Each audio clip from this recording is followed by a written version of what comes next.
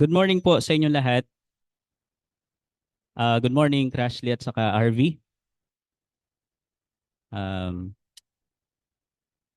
hindi ko po alam kung anong nangyari, kung bakit ganito ang plano. Kasi yung parehong pinakakonti ang malalaman na apostol ay napunta po sa akin.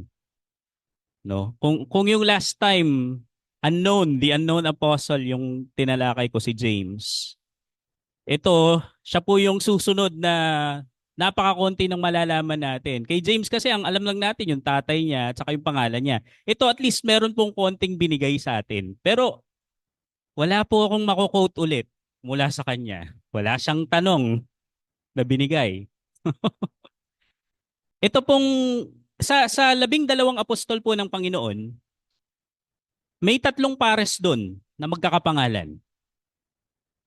No, yung isa po si James. Nakita na natin si James na kapatid ni John at saka yung James son of Alphaeus na walang imik. No? Tapos nandyan din si Judas son of James at saka si Judas na hindi pa po natin inaaral. Yun ay si Iscariot o Iscariote. At yung isa pa pong pares ay si Simon. Yung isa ay yung kilalang-kilalang si Simon Peter o si Pedro at yung isa naman ay itong tatalakayin ko. Ang tawag sa kanya ay Simon the Zealot sa English. Pag binasa niyo po yung mga Tagalog translation, makikita niyo makabayan. Si Simon na makabayan. No? Ano pong pinagkaiba nila ng James? Parehas silang walang sinabi, parehas silang walang tanong, parehas silang walang preaching, parehas silang nandun lang sa mga listahan ng mga apostol. Ang pinagkaiba po nila, hindi natin alam kung sino ang tatay ni Simon, pero alam natin yung grupong kinabibilangan niya. Oh, nandun po yung zealot. Pero kung English translation lang ang titingnan natin, hindi natin alam kung ano yung pagiging zealot niya. At kailangan nating bumasa sa kasaysayan kung ano ba yung mga zealot na yan. Pero ang zealot po kasi ay isang noun, galing po yan sa, meron ding zeal. No? Yung zealot ay yung tao na merong zeal nun. Ang zeal o ang adjective ng zeal ay zealous. Ang ibig pong sabihin nito pag tinagalog natin ay pagiging masigasig. Kung zealous ka, masigasig ka. No? Kasigasigan, yan ang zeal. So itong si Simon ay masigasig sa isang bagay at yung Tagalog translation nga po ang magpapakita sa atin kung saan siya masigasig. Ang pagiging masigasig niya ay para sa kanyang bayan, no? Yun po ang pagiging zilot niya. Kung kayo po ay tatawaging zilot, saan kayo masigasig? Halimbawa, Cairo the Zilot. Saan siya masigasig? Ba? Jefferson the Zilot. Ba? Parang presidente ng US. Diba? RV the Zilot. Anong kasigasigan ng meron ka sa buhay? Masigasig ka ba sa trabaho, sa pag-aaral, sa gawaing bahay, sa pamilya, sa mga gusto mong gawin? Basketball, mobile games? Saan ka masigasig?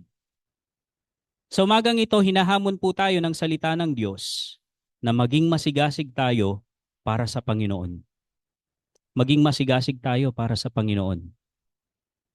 Bago po natin pag-usapan yung kasigasigan na yan, nabanggit ko po kanina na itong zilot, pagiging zilot ay may kinalaman sa grupong kinaaaniban ni Simon.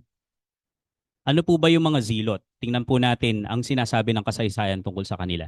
Ang mga zealots po ay may political mindset, may pagka-political po ito, pero sa religious side, naniniwala po sila kagaya ng mga Pharisees sa literal interpretation ng scriptures.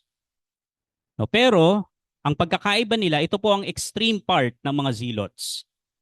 Naniniwala sila na ang Diyos lang ang may karapatang maghari sa mga Hudyo. Walang ibang may karapatang maghari sa mga Hudyo liban sa Diyos. Kaya nagre-rebelde sila sa Roman Empire. Hindi po nila tanggap ang emperor, hindi nila tanggap si Herodes. Wala silang ibang kinikilalang hari o tagapanguna liban sa Diyos o liban dun sa i-assign o i-appoint ng Diyos. Yan po ang mga zilot. No? Kaya yung mga taong nagbibigay ng tribute sa emperor, sa Roman Empire, ang tingin nila dito sa mga taong ito ay traidor. Lalo na yung mga nangongolekta para sa tribute sa empire. May kilala po ba kayong apostol na gumagawa ng ganon? Meron. Sama sila sa grupo. Si Mateo, di ba? So, ang tingin po ng mga zilot sa mga taong ito ay traidor. Kung ikaw ay nagbabayad ng tax sa Roman Empire, traidor ka. Para sa kanila, treason ito laban sa Diyos. Yan ang paniniwala ng mga zilot. At ang mga zilot po ay naniniwala din o umaasa din sila sa pagdating ng isang Mesyas. At ang Mesyas na ito sa kanilang paniniwala ang magpapabagsak sa Roman Empire at magre-restore ng kaharian na kagaya ng kaharian ni Solomon, kung saan ang ginto o ang pilak ay napaka-common sa Israel. No? Yan po ang kanilang paniniwala. Ngayon, itong mga zealots na ito, gumagamit po sila ng terrorism para gawin yung mga adhikain nila. Meron po silang mga kilala na mga professional secret assassins. Ang tawag po sa mga ito ay sikari. Ang ibig pong sabihin ng sikari ay men of the dagger o kaya dagger men. Ito po yung mga secret assassins na kapag nasaksak ka nila ng dagger nila, sigurado patay ka. Kasi sa isang saksak nila, tinitiyak nila na tatamaan ang puso. At walang nakakalusot dun sa attacking yun ng mga secret assassins na ito. Yan po ang mga sikari. At ang usual na mga targets nila ay mga Roman politicians, Roman soldiers, at yung mga pumapabor o nagpo-promote ng pagsuporta sa Roman Empire. Yes, kahit yung mga kababayan nila, pwede nilang gawing target. Actually, dun po sa pagbagsak ng Jerusalem noong AD 70, ng paligiran ni General Titus, hindi pa po siya emperor nung time na yon, nung paligiran niya ang Jerusalem, alam niyo po, meron ng mga gustong sumuko noon. Hindi dapat ma-annihilate ang mga Hudyo. May mga gusto nang sumuko. Alam niyo po ang nangyari? Yung mga gustong sumuko, pinagpapatay sila ng mga sikari, ng mga zealots. At nung nalaman ito ni General Titus, sabi niya, hopeless itong sitwasyon na ito. Hindi susuko itong mga to. So pinagpapatay na po nila yung mga Hudyo. Malaking massacre po ang nangyari noong AD 70. At isa sa dahilan niyan ay yung ayaw o hindi pagsuko ng mga zealots. Mas okay na sa kanilang mamatay kaysa sa lumuhod o yumuko sa Roman Empire. At yung mga kababayan nila na gustong gawin yon, pinagpapatay nila. Ganun po katindi ang zeal nitong mga ito. Nakahanda silang mamatay, nakahanda silang pumatay para dun sa adhikain nila. Kahit kidnapin nyo po yung kamag-anak nila, wala silang pakialam kung to-torturein nyo yan. Kahit torturein nyo sila, hindi sila takot. Ready silang mamatay. Yan po ang mga zilot. Kaya nga ganun ang bansag sa kanila. Napakatindi ng pagiging masigasig nila para sa bayan. No? So sana nakikita nyo po kung ano yung paniniwala, yung mga beliefs nitong mga nasa grupo ng zilot. Kung anong klase ba itong sinamahan ni Simon. So ang question ngayon, nung naging bahagi ba si Simon ng 12 apostol, member pa rin ba siya ng zilot? Siya ba ay isang zilot pa rin? Posible po yan. Posible na member pa rin siya and that dun sa proseso, nagbago ang pananaw niya nang naririnig niya yung pangangaral ng Panginoong Hesus at tinigilan niya na yung pagiging zilot. Pero mas malaki po ang probability na hindi na po siya zilot nang kasama niya ang Panginoong Hesus. Kasi kung hindi po, 11 lang siguro yan dahil napatay niya yung isa. Kilala niyo po kung sino yung papatay niya dapat. Si Mateo. Pero sa loob ng 3 taon, napakaganda ng samahan nila, no, bilang mga magkakapatid. So, naniniwala po ako na si Simon ay hindi na zilot, kundi ginamit lang po ito para ipakita na iba siya dun sa kay Simon Pedro, para ipakita yung distinction nila. So, ang bansag sa kanya, siya yung zilot. Posibleng alam nila yung background ni Simon, kaya ganun po ang pagtawag sa kanya. Pero ano po ang mapupulot natin sa pagiging zilot? No, itong si Simon kasi, from being a zilot or makabayan, naging zilot pa rin siya pero maka-Jesus na siya. Pero tingnan po natin itong dalawang side na ito pagdating sa pagiging masigasig. Una, titingnan po natin yung mga maling dahilan o maling paraan ng pagiging masigasig. Tapos ikalawa, pupunta po tayo dun sa tamang paraan at tamang dahilan para maging masigasig tayo para sa Panginoon. Yung sa una po, magandang i-check po natin na yung pagiging masigasig natin or pagiging zealous natin ay tama. Kasi meron pong mga maling paraan ng pagiging zealous o pagiging masigasig para sa Panginoon. May tatlo po tayong makikita sa Biblia na maling pagpapakita ng kasigasigan. Yung una po doon, pero hindi po ito ayon sa order, ang una po ay yung pagiging masigasig mo para sa relihiyon pero hindi para sa Diyos. Posible po yan. Posible yan. Sa Revelations chapter 2, makikita nyo po na nirebuke ng Panginoong Jesus ang Ephesus, ang church dun sa Efeso. Bakit? Mababasa nyo po, napakaganda ng feedback sa kanila. Napakasipag nila, kaya nilang i-identify yung mga false teachers, masipag sila sa mga gawain, pero they have left their first love. Mas pinahalagahan nila itong mga ginagawa nila kaysa dun sa pinaglilingkuran nila. Sabi nga nung teacher ko sa CTC, si Kuya Rene, sabi niya, they were busy with the kingdom but not with the king. No, mas nag-focus sila doon sa mga bagay na 'yon. Si Pablo po mismo, bago niya makilala ang Panginoong Jesus, doon sa daan papuntang Damascus, di ba? Doon niya po na-encounter ang Panginoong Jesus. At doon sa encounter na 'yon, ano po ang plano, ano ang mission ni Pablo? Para hulihin yung mga Kristiyano. At sa paniniwala ni Pablo, ginagawa niya yung bagay na 'yon para sa Diyos. Sa tingin niya, ginagawa niya yun para sa Diyos. Sa Philippians chapter 3 verse 6, ito po ang sinasabi ni Pablo. Philippians chapter 3 verse 6. Kung tungkol naman sa sigasig ng pagsunod ko sa relihiyon ng mga Hudyo, inusig ko ang iglesia. Bago makilala ni Pablo ang Panginoong Jesus, siya po ay masigasig sa kanyang relihiyon. To the point na ang kinakalaban niya na ay ang Diyos. Iniisip po ng marami na ang relihiyon ay mabuti. To the point, to a certain point, yes.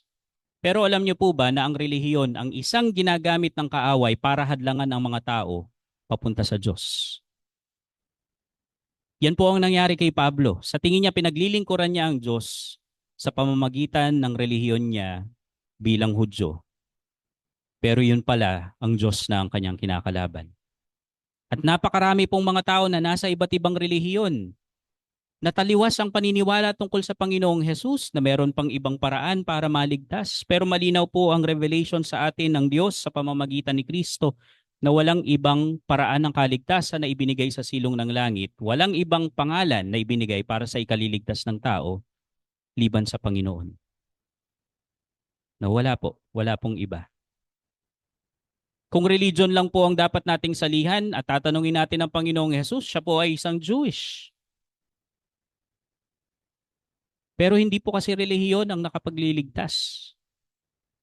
At gaya ng nakita natin sa example nila Pablo, ang pagiging religious ay pwedeng maging hadlang sa pagitan ng tao at ng Diyos. Masyado kang masigasig sa iyong relihiyon to the point na hindi mo na nakikita ang Diyos at ang nakikita mo na lang ay ang iyong relihiyon. Yung mga apostol po, nung sila ay kumalat at ipinangaral nila yung mabuting balita, pumapatay po ba sila ng mga tao? Hindi.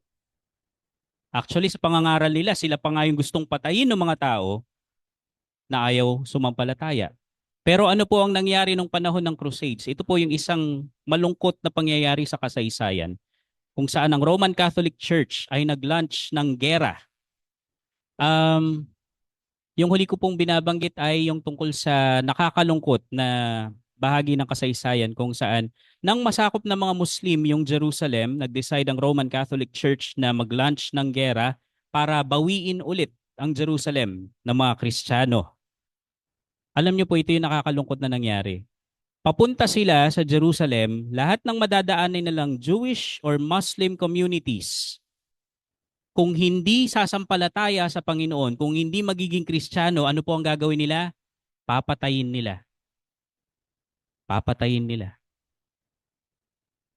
Ganyan po ang ginawa ng Crusaders. Kaya ganyan din naman pong gumaganti yung mga Muslim.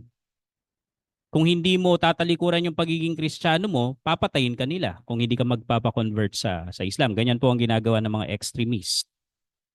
No? Yan din po ang ginawa ng mga Crusaders noon. Minasakar nila yung mga Jewish at saka mga Muslim na ayaw sumampalataya sa pananampalatayang Kristiyano. Hindi po yan ginawa ng mga apostol. Hindi yan ginawa ng early church.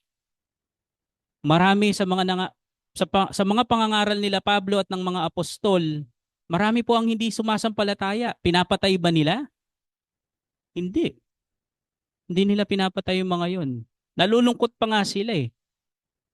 Si Pablo nga, di po ba? Sabi niya, kung pwede lang na yung puso niya para dun sa mga kababayan niya, gusto niya maligtas sila eh. Pero ayaw sumampalataya ng mga kababayan niya. Malungkot siya. No, hindi lang po yung mga Crusaders ang gumawa niyan, kahit yung mga Muslim. Kaya nilang pumatay dahil sa kanilang relihiyon. 'Di ba? Alam niyo po yung mga nagko-commit ng ano ba 'yun? Holy war, ng jihad, 'di ba? Merong mga magsusuicide, magsusuot ng mga bomba. Bakit po nila gagawin 'yun? Bakit very willing silang mamatay para sa kanilang relihiyon? Kasi pinangakuan sila na kapag namatay sila sa pangalan ni Allah, may sasalubong sa kanilang 10,000 virgins sa paradise. Ba? So, okay na mag-stay kang single dito. Tapos mag-commit ka na lang ng suicide. Patayin mo yung mga Kristiyano na ayaw sumampalataya sa Islam. Pagkamatay mo, hello 10,000 virgins. Diba? So, yan po yung mga taong mas pinapahalagahan yung kanilang relihiyon kesa sa Diyos. And yes, posibleng maging masigasig ka sa relihiyon, pero kalaban mo pala ang Diyos. Ikalawa, na pagiging masigasig na hindi tama. Ito po yung kasigasigan na wala sa katotohanan. Pagiging masigasig pero wala sa katotohanan. Walang knowledge. Sabi po sa Romans chapter 10 verse 2, sinabi ni Pablo tungkol sa mga kababayan niya. Romans 10 verse 2, ako na rin ang makakapagpatunay na masigasig sila sa kanilang paglilingkod sa Diyos, kaya nga lang ay hindi ayon sa katotohanan. No, sinabi ni Pablo, masigasig yung mga kababayan ko para sa Diyos, pero hindi ayon sa katotohanan yung kanilang pagiging masigasig. Pagiging masigasig pero wala sa katotohanan. So yun po yung makikita natin dito, no? Napaka masigasig ng mga Hudyo sa relihiyon nila. Pero itong pagiging masigasig nila ay wala sa katotohanan. Bakit? Kasi yung Diyos mismo na pinaglilingkuran nila nagkatawang tao, ipinahayag sa pamamagitan ni Kristo, pero nung naihayag siya, nireject nila siya. Si Kristo ang katotohanan. No? Siya ang katotohanan. So it's very possible na ikaw ay sincere sa paniniwala mo, ikaw ay napakamasigasig sa paniniwala mo, pero yung pinaniniwalaan mo ay hindi totoo. Halimbawa, naniniwala kang lumilipad ang mga baboy at very sincere ka sa paniniwala na yan. Willing kang mamatay sa paniniwala na yan. No? Willing kang i-convince yung mga tao sa paligid mo na totoong lumilipad ang mga baboy. Pero kahit gaano ka ka-sincere, kahit gaano ka ka-convinced, kahit gaano ka ka-zealous dyan sa pinaniniwalaan mo, ang bottom line pa rin, hindi totoo yung pinaniniwalaan mo. Wala ka pa rin sa katotohanan. No? Marami po akong kilalang mga kaibigan na Mormons, Jehovah's Witnesses, napakasisipag po niyan. 'Di ba? Kahit mainit yung tirik ng araw, naka-long sleeve pa rin, naka-kurbata pa. No, minsan wala pang payong, ilan lang yung magpapayong talaga, tapos maglalakad talaga sila.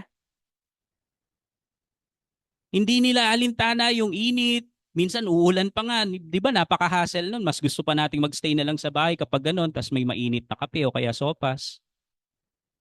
Pero sila nasa labas. Yung iba tatayo ng napakaraming oras. Tapos meron silang katabing mga libro, mga babasahin, di ba? Tapos willing to answer sila kung may magtatanong sa kanila. Ang dami nilang nilalaang oras at lakas sa mga ganun, tapos mababait na mga tao itong mga to. Pero nasa katotohanan po ba sila? Diba? Yung isa doon naniniwala na si Jesus ay si Michael the Archangel. Yung isa naman naniniwala na si Jesus ay kapatid ni Satanas at plano ni Jesus ang nanalo kaysa sa plano ni Satanas.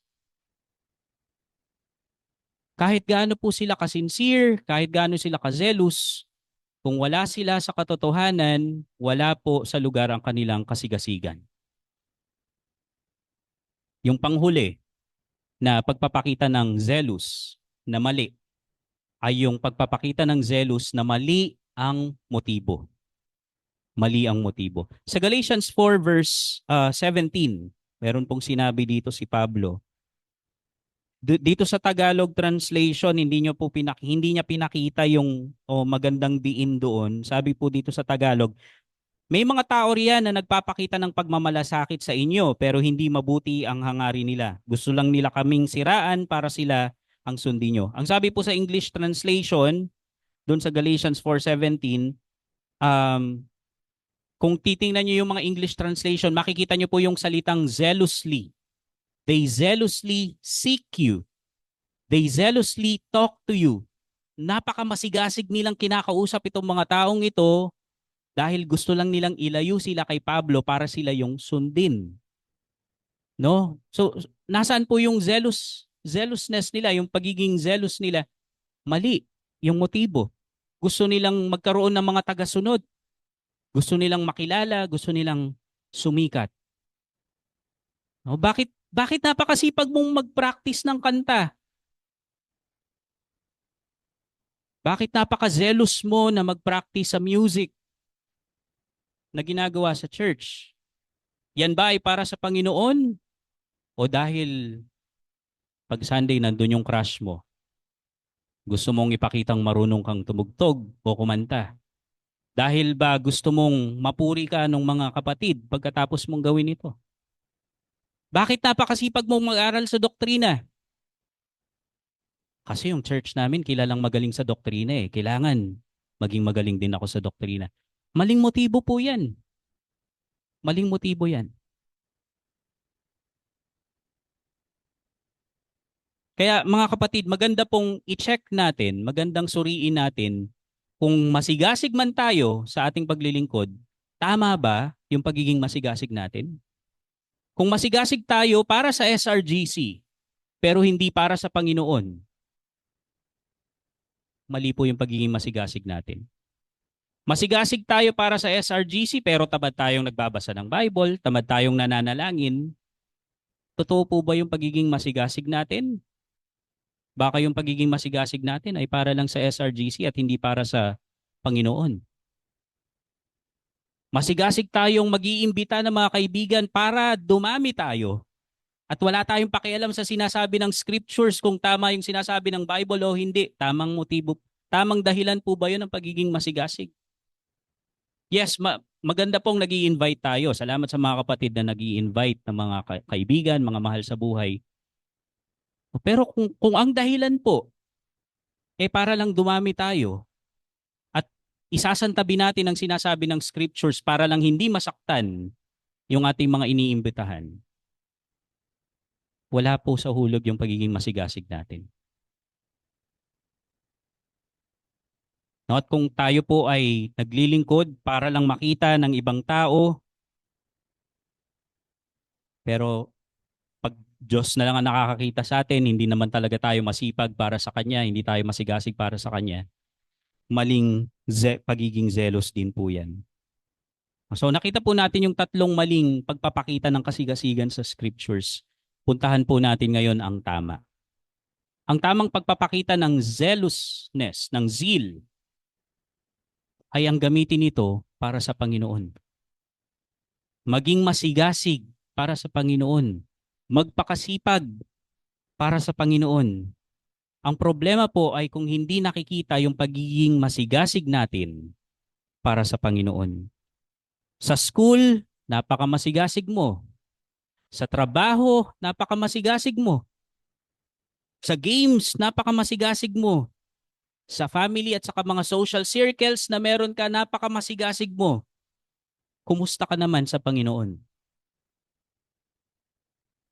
Kumusta ang pagiging masigasig mo para sa Panginoon? Alam niyo po ba kung gaano ka masigasig ang Panginoon para sa atin?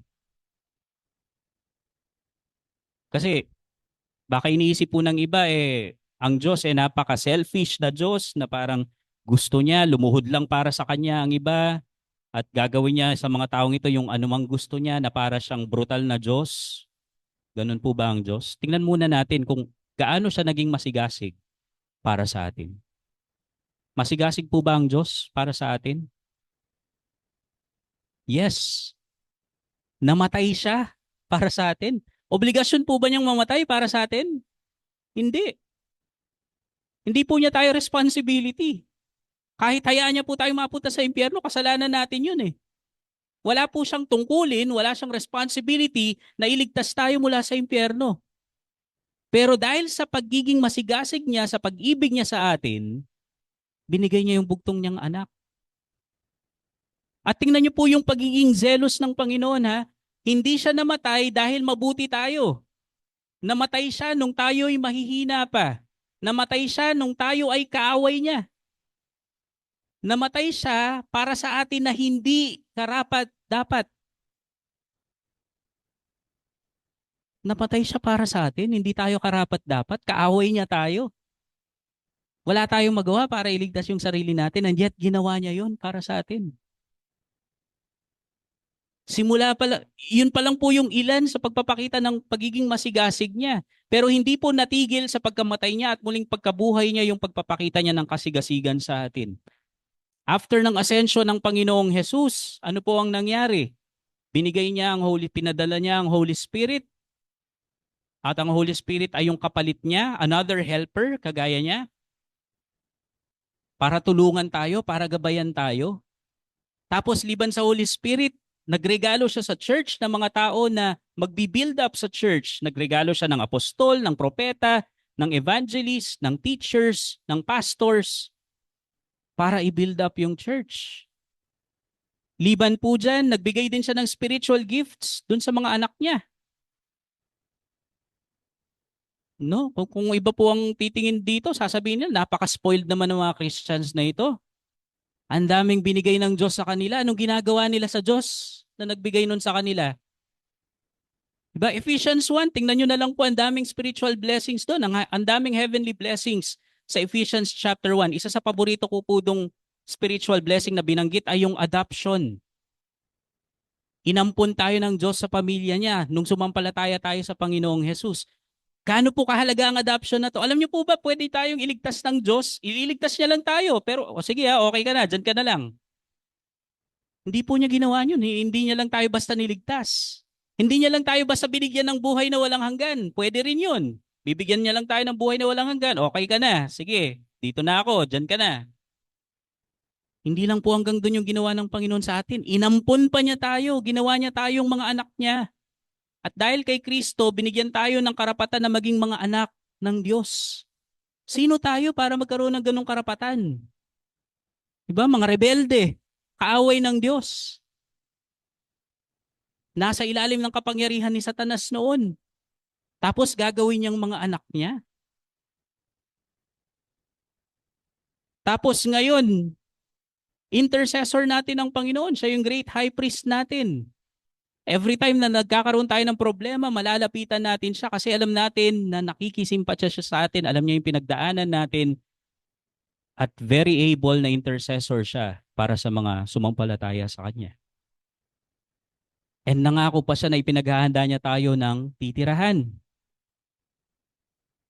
Napaka-zealous ng Panginoon, hindi po ba?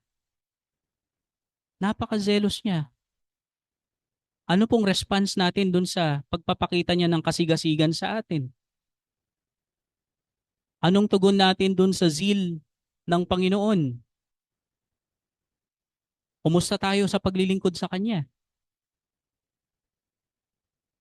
Ba, hindi na lang po dito. Kahit yung personal spiritual life natin, masigasig po ba tayo sa Kanya? Masigasig ba tayong nakikipag-usap sa Kanya o nagbabasa ng Kanyang mga salita, nakikinig sa Kanya, umaawit sa Kanya kahit hindi Sunday? O dito lang po natin nabubuksan yung Bibles natin? O baka hindi nga po tayo nakakapagbukas ng Bible kahit nandito na tayo, no? Napaka-spoiled naman ng mga yan. Ang daming blessings na binigay sa kanilang Panginoon. Anong ginagawa nila sa nagbigay nun? Aawit tayo ng shout to the Lord. Shout to the Lord, all the earth. Di ba? Para kang namatayan. Naintindihan ko po yung ibang mga kapatid, ninanamnam nila yung mensahe, kaya hindi nyo maririnig na sumisigaw sila. No, pero kung hindi na nga tayo umaawit, hindi pa natin pinag-iisipan yung kanta, pagpapakita ba natin yan ba yung response natin sa pagiging masigasig ng Panginoon? Tapos tatakbuhan mo lang siya kapag kailangan mo siya. Pero kapag wala kang kailangan, hindi mo siya mapansin. Tapos sa social media profile mo, naka-hide siya. O kaya yung mismong live profile mo, naka-hide siya. No? Tatanungin ka na, uy, kumusta yung weekend mo? Anong ginawa nyo? Oh, nagsimba, ganun. No, parang routine lang yung pagsisimba sa'yo. Hindi mo man lang masabi na natutunan namin nung Sunday, nakita ko kung gaano kami kamahal ng Panginoong Jesus. Hindi mo man lang masabi yun. Ang sasabihin mo na lang yung generic na nagsimba kami. Parang yung ginagawa nyo, nagsisimba din kayo. No, parang ganun. Nasaan ang zeal natin para sa Panginoon? Nakita natin yung ilang mga ginawa niya para sa atin. Anong ginagawa natin sa Kanya? Yung Diyos po na pinaglilingkuran natin, hindi po siya sadistang Diyos na wala siyang ginagawa para sa atin at gusto niya paglingkuran natin siya. Hindi po siya ganong klase ng Diyos. Nasabi ko na po sa inyo kung ano yung mga ginagawa niya para sa atin. Anong response natin doon? Alam niyo po ba kung sino itong pinaglilingkuran natin? Ang tawag sa kanya ng scriptures ay King of Kings and Lord of Lords. Pero kung tratuhin natin siya para siyang barangay tanod. No po, kilala niyo po ba yung mga barangay tanod niyo? Napakapalad ng barangay tanod na yan kung kilala niyo siya. Kasi karamihan sa atin, hindi natin alam yung itsura ng mga barangay tanod natin. Hindi natin alam yung pangalan nila, hindi natin alam saan sila nakatira. Pero kapag gusto nating ireklamo yung kapitbahay natin na nagbi-video kayo ng alas 11 ng gabi, aalamin natin ano yung number ni barangay tanod. Gusto nating malaman agad, susumbong natin para mapatahimik yun. Nung napatahimik niya, hindi mo na ulit siya kilala. Tapos magkakasalubong kayo sa daan, hindi mo alam na siya yun. Kasi kailangan mo lang siya pag kailangan mo siya. So ano po talaga ang trato natin sa Diyos na pinaglilingkuran natin? Siya ba ang hari ng mga hari o barangay tanod lang ng buhay natin? Yung klase ng paglilingkod na ginagawa mo sa Kanya, tama ba para sa isang hari ng mga hari?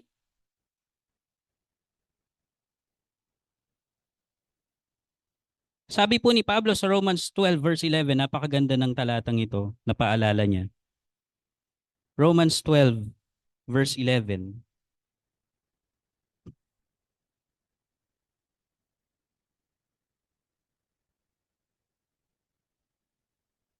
Huwag kayong maging tamad, kundi magpakasipag at buong pusong maglingkod sa Panginoon. Sa English po ang sabi, never lack in zeal in serving the Lord.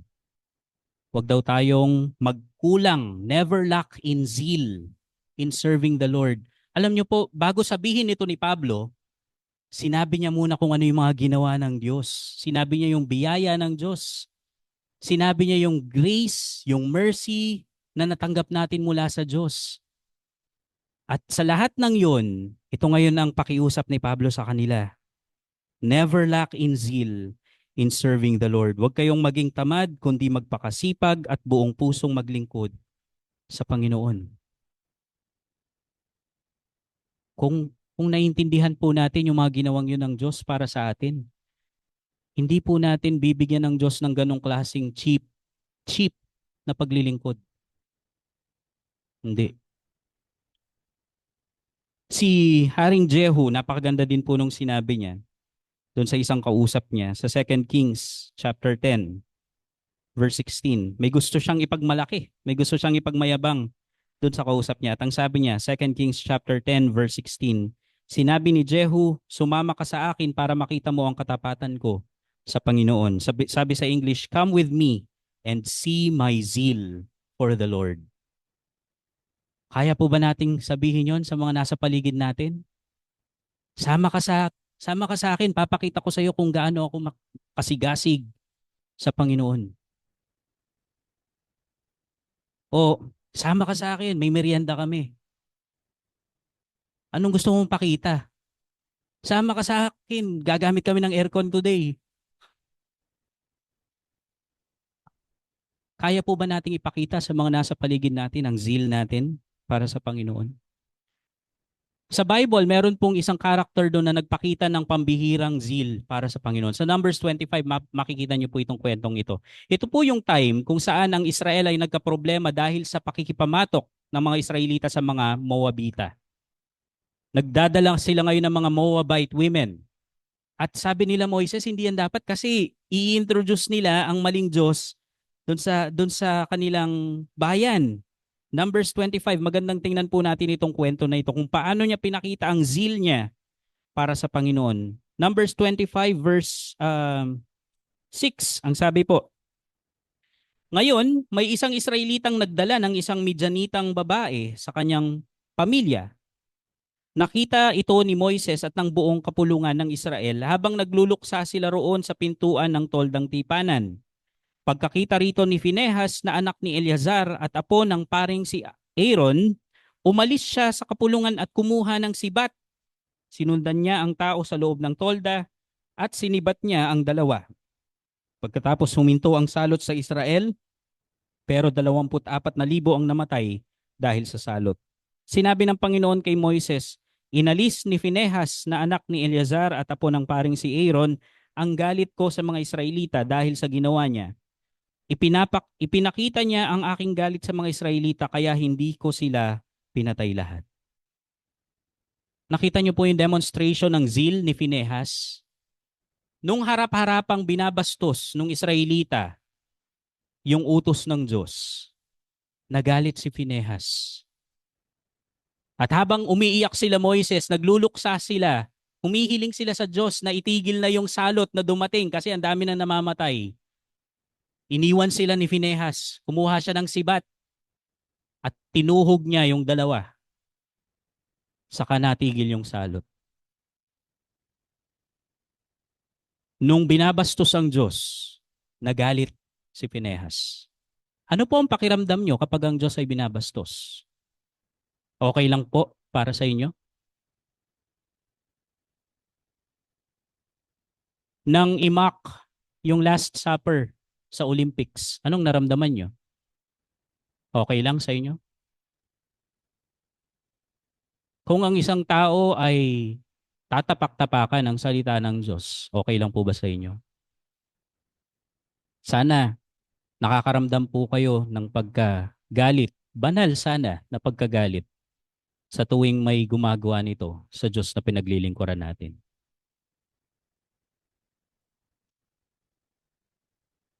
Ito pong si Simon the Zealot, mula sa pagiging makabayan, nang matagpuan siya ng Panginoong Hesus, nang makilala niya ang Panginoon, nagkaroon siya ng bagong purpose, nagkaroon siya ng bagong object ng zeal niya.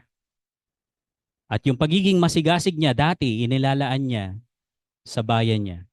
Pero ngayon, yung buhay niya ay inilaan niya na para sa Panginoon. Bakit ka nag-aaral? Para sa sarili mo? Para sa pamilya mo? Magagandang mga dahilan po yan. Bakit ka nagtatrabaho? Para mapakain ang pamilya mo? Para mag-survive kayo? Magagandang dahilan po yan. Hindi ko po sinasabing mali yung mga bagay na yan. Pero kung ikukumpara yung ginagawa mong yan sa pamilya mo at sa Diyos, sino ang lulitaw na mas mahalaga? Ang Diyos o ang sarili mo? Ang Diyos o ang pamilya mo? Sabi po ng Panginoong Hesus sa mga sumusunod sa Kanya, Luke chapter 14 verse 26, Ang sino mang nais sumunod sa akin, pero mas mahalaga sa kanya ang kanyang ama at ina, asawa at mga anak, mga kapatid at maging ang kanyang sarili, ay hindi maaaring maging tagasunod ko.